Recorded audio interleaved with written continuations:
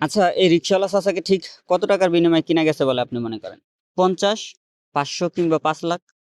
আমার মনে হয় তাকে কেউ 5 লাখ টাকা দিয়ে কিনারও সাহস দেখায়নি। 50 টাকা তো পরের কথা।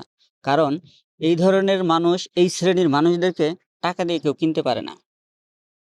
কারণ তাদের মিনিমাম আত্মসম্মান থাকে। তারা গরিব হতে পারে, তাদের কাঁধে গামছা ঝোলানো থাকতে পারে, তারা রিক্সা নিয়ে বের হতে পারে, কিন্তু তারা নিজেদের মুখের কথার নড়চড় করতে পারে না। তাদের নিজস্ব ব্যক্তিত্ব আছে, যেটা কোটিপতিদের থাকে না। আমার মনে হয় এই মানুষগুলোকে কেউ 500 কিংবা 50 টাকা দিয়ে কিনতে পারে নাই। তারা এসেছে স্বইচ্ছায়। এখন আপনি বলতে পারেন যে না, তাকে টাকা দিয়ে কেনা হয়েছে। আমি মেনে নিলাম যে তাকে টাকা দিয়ে কিনা হয়েছে। তাহলে সে অঙ্কটা কত হতে পারে? 50 কিংবা 5 লাখ? ধরুন 50 টাকা দিয়ে কিনে আনা হইলো, অথবা 5 লাখ দিয়ে। তো আপনার কি মনে হয়, আপনারা এখন যা করতেছেন তার বিরুদ্ধে এই রিক্সাওয়ালাদেরকে পুনরায় 5 লাখ টাকা দিয়ে নামানোর মতো পরিস্থিতি এখন আর নেই? আমার মনে হয় সেই পরিস্থিতি আরো বেশি হয়েছে এখন।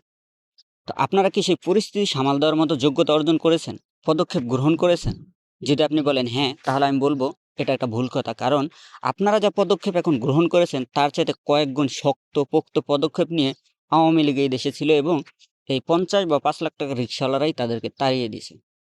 আর আপনাদের পদক্ষেপ এতটাই কঠিন, এতটাই শক্ত, এতটাই মজবুত যে আপনারা এখনো চুপ্পুকে সরাইতে পারতেছেন না, এবং পদে পদে প্রত্যেকটি সেক্টরে যে তাদের রেখে যাওয়া সার্কেল আছে, সেই সার্কেল আপনারা ক্ষমতায় থেকেও ভাঙতে পারতেছেন না।